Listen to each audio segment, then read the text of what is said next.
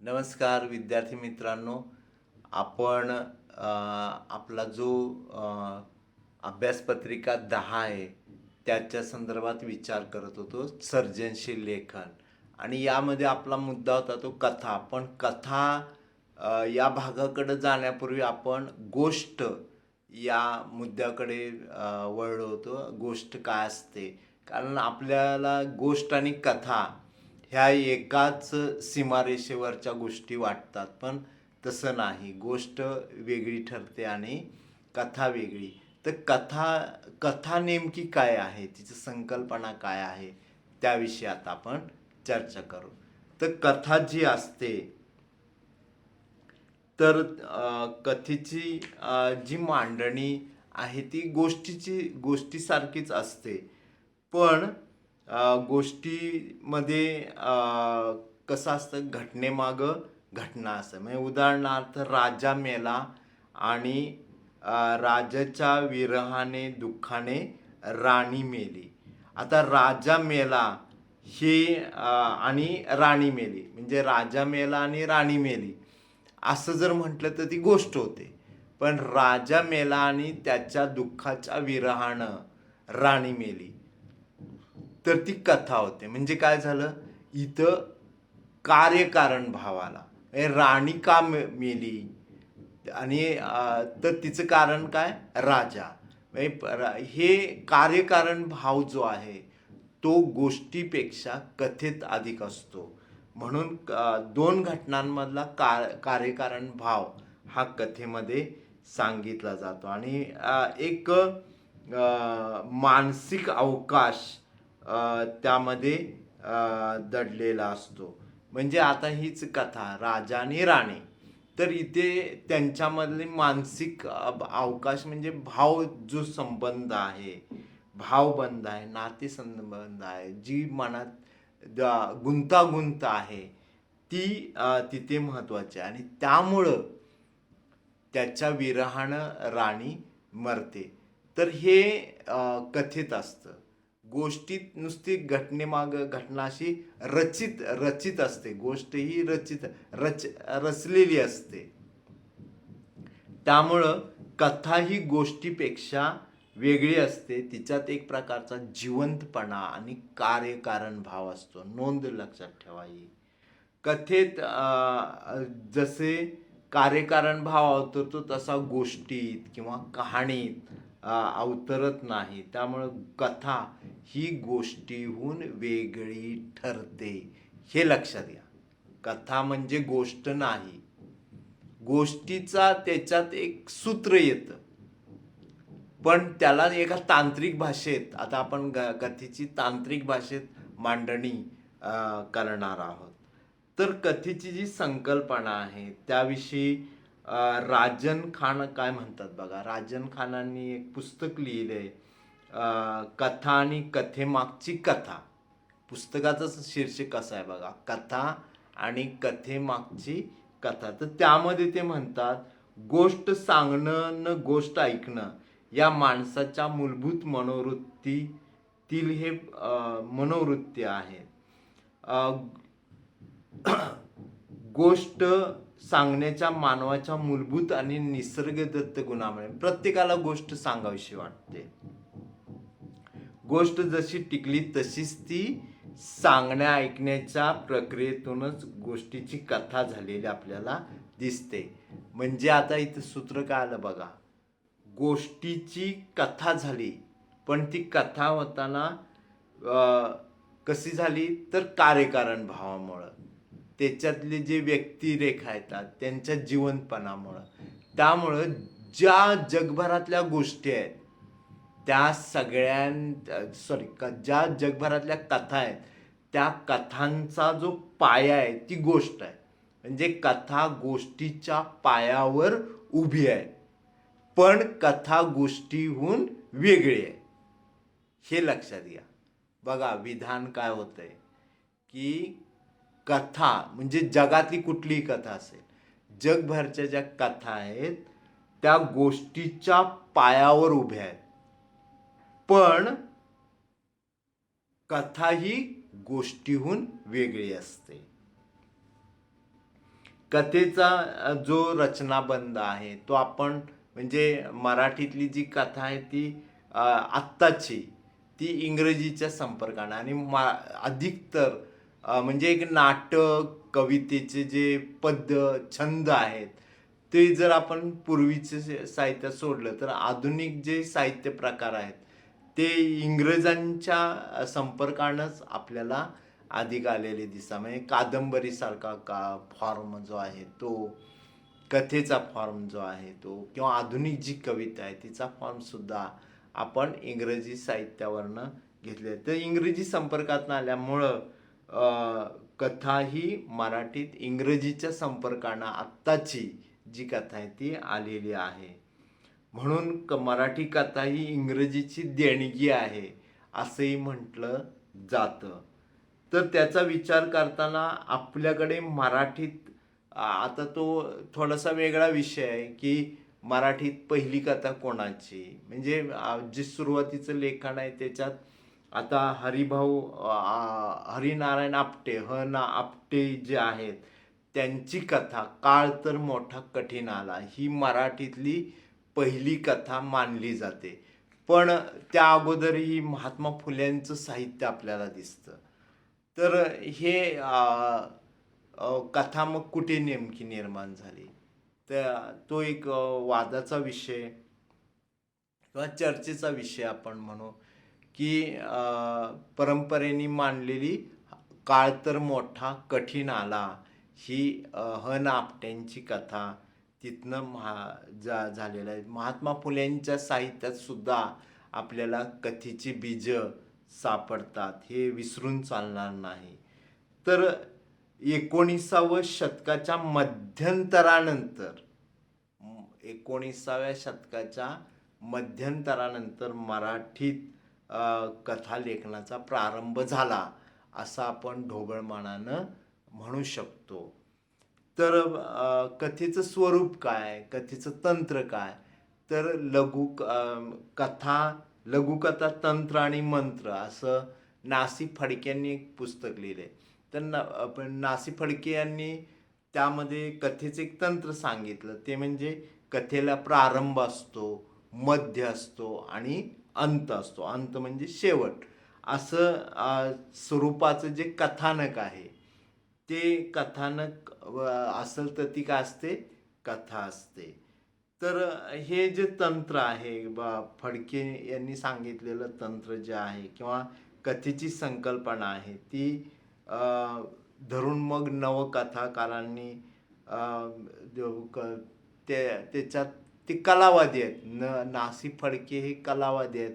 त्यांनी तो रचनातंत्र तिथे वापरलेला आहे. पण अरविंद गोखले, गंगाधर गाडगीळ, व्यंकटेश माडगुळकर यासारख्या लेखकांनी किंवा जे आत्ताच्या काळातले जे लेखक आहेत त्यांनी वेगळं तंत्र वापरलेलं आहे. तर गोष्ट सांगणे हे म्हणत असताना आपल्याला कथेचे आता घटक कुठले, आपण कथेचं स्वरूप लक्षात घेतले की त्याच्यात जिवंतपणा असतो. कथा गोष्टीहून वेगळी असते आणि कथेमध्ये कार्यकारण भाव असतो हे आपण समजून घेतलं. कथेला प्रारंभ, मध्य, शेवट असं कथानक आपल्याला त्यामध्ये घ्यावं लागतं.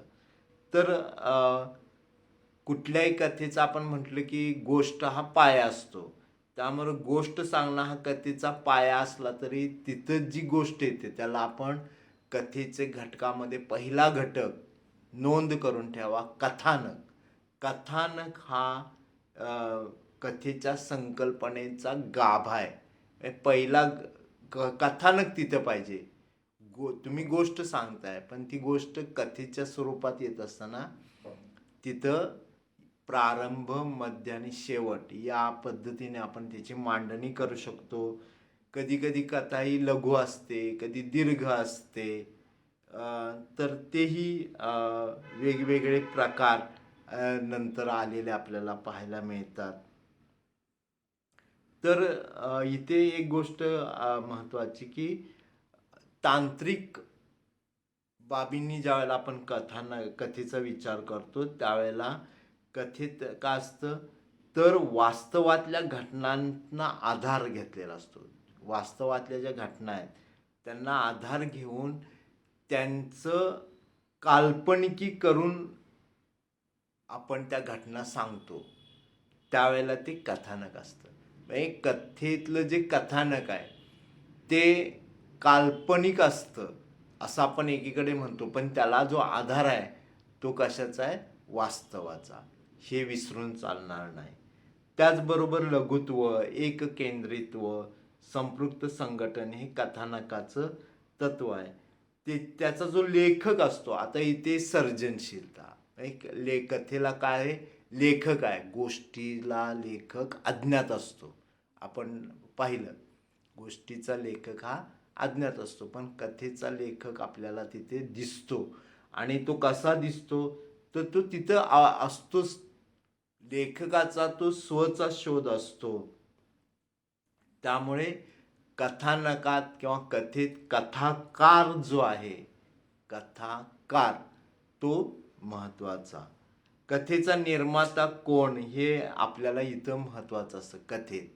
गोष्टीत नाही. गोष्टीत कोणी लिहिलं काय आपण त्याची म्हणजे त्याच्या मागं धावत नाही. पण कथेत कोणाची कथा आहे, कोणत्या लेखकाची आहे, हे प्रश्न आपण लगेच विचारतो. तर हाही भाग म्हणजे कथाकार हा कथेमध्ये महत्त्वाचा घटक असतो. आणि त्याच्या व्यक्तिमत्वाला प्राधान्य असल्यामुळे पात्रांना तिथे विशिष्टत्व येतं. आता विशिष्टता ही गोष्टीत नसते पण कथेमध्ये येते. आणि कथेचा जो कालावकाश आहे किंवा परिसर आहे कथेत येणारा, तो जितका वास्तव तितकाच तो काल्पनिक पण असतो. म्हणजे कथा दोन गोष्टीवर अवलंबून असते किंवा तिच्यात मिश्रण झालेलं आहे. कुठल्या? वास्तव आणि काल्पनिक या गोष्टी. कथा वास्तवतेच्या आधारावरती काल्पनिकतेनं ती मांडणी आपण करतो. वास्तविकता आणि काल्पनिकता या दोन गोष्टी कथेत महत्त्वाच्या असतात. म्हणजे कथा कशावरती कोणत्या मिश्रणावरती उभी आहे तर वास्तव आणि काल्पनिकता. म्हणजे कथेत वास्तवाच्या पायावरती आहे. पण आता एक आहे की केवळ कथा सांगायची आहे मग ती कल्पनेच्या भराऱ्या घ्याव्यात असंही नाही. म्हणजे गोष्टीसारखे सगळंच काल्पनिक असून चालणार नाही. तर तिथं ते आपल्याला थोडासा वास्तवाचा आधार घ्यावा लागतो आणि वास्तवाच्या पायावरती उभी करावी लागते. आणि ज्या वेळेला तुमच्या त्या काल्पनिक त्याला वास्तवतेची जोड असेल तर ते कथा तुमची सरस होऊन जाते. कथा ही कादंबरीसारखी दीर्घ नसते, मोठा पट नसतो, छोटा पट असतो आणि मर्यादित असते ती. त्यामुळं मानवी जीवनातील एखादा प्रसंग, एखादी घटना, जीवनातील एखादी विसंगती यासारख्या गोष्टीवरती कथा आपण तयार करू शकतो. अथवा कथेत मानवी स्वभावाचे विविध पैलू देखील आपल्याला दाखवता येतं. म्हणजे व्यक्तिचित्रणात्मक पण कथा असू शकते. एखादी पात्राचा स्वभाव, मग कोणी एखादं कंजूष असतं, कोणी एखादं आपमतलेबे असतं, कोणी दुष्ट असतं, कोणी मनात असूया ठेवत असतं, काही व्यक्तिरेखा प्रेमळ असतात. तर अशा स्वभावांच्या पैलूवरती आपल्याला कथा लेखन करता येतं. म्हणजे आता इथे दुसरा गोष्ट कुठली आपण पाहिली की कथेचा अवकाश हा छोटा असतो. कथेत काय येऊ शकतं तर मानवी जीवनातील एखादा प्रसंग, एखादी घटना किंवा जीवनात एखादी विसंगती यासारख्या गोष्टी येऊ शकतात. कथा आपल्याला वर्णन आपण त्यामध्ये करत असतो, निवेदन करत असतो. कथेत निवेदन असतं, वर्णन असतं, पण ते करताना आपल्याला ते चटकदार करायचं आहे. म्हणून मग का असते, चमत्कृती असते, चटकदारपणा असतो व परिणामकारकतेवरती भर असतो. म्हणजे शेवट करायचा आहे तर तो परिणामकारक शेवट करणं. म्हणजे काही कथेंचे शेवट असे आहेत की तिथे कथेचा परिणाम हा वाचकावरती सोडला जातो. म्हणजे वाचकानं समजून घ्यायचं त्याचं काय शेवट असेल. तर भाषा कथा तुमची रोचक होण्यासाठी, चटकदार होण्यासाठी तुमची भाषा कशी आहे, त्यातला संवाद कसा आहे, त्यातलं निवेदन कसं आहे, तर या गोष्टी तिथे महत्त्वाच्या ठरतात.